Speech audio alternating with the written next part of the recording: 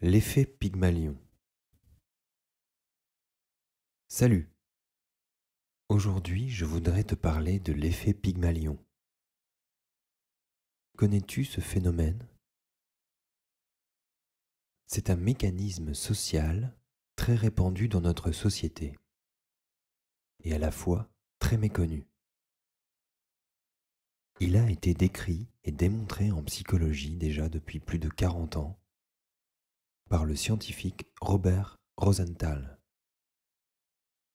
Il décida d'appeler comme tel ce phénomène pour faire référence au sculpteur Pygmalion dans la mythologie grecque, qui tomba amoureux d'une de ses œuvres, ce qui donna ainsi la vie à celle-ci. Tu vas voir, c'est très simple à comprendre. C'est un mécanisme subtil de l'esprit qui fait que lorsque tu portes un jugement sur quelqu'un, tu influences en grande partie son comportement dans le sens de ce que tu crois. Et ce quelqu'un peut aussi être toi-même. En d'autres termes, nos pensées ont un effet important sur nos comportements. Par exemple, si un professeur est convaincu que ses élèves sont capables de réussir, alors ils auront de meilleurs résultats. Si un parent dit de son fils qu'il est maladroit, alors celui-ci aura tendance à l'être encore plus. Ou encore, si tu dis d'une personne qu'elle est généreuse, alors il y aura beaucoup plus de chances qu'elle multiplie les actes de générosité. Le comportement d'une personne est donc largement influencé par ce que son entourage pense et attend d'elle, ou même par la façon dont elle-même se perçoit. C'est assez logique au fond. L'opinion et l'image que l'on a d'une personne va influencer la façon dont on la traite et les attentes qu'on a vis-à-vis d'elle.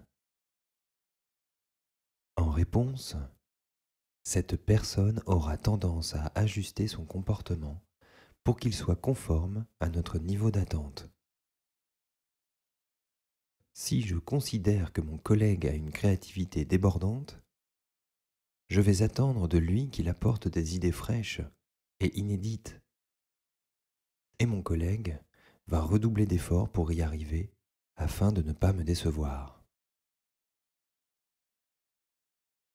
L'effet Pygmalion nous donne donc aussi le pouvoir de renforcer les comportements positifs, chez nous-mêmes comme chez les autres. Maintenant que tu sais de quoi je parle, tu peux t'en servir comme d'un levier et non d'un frein.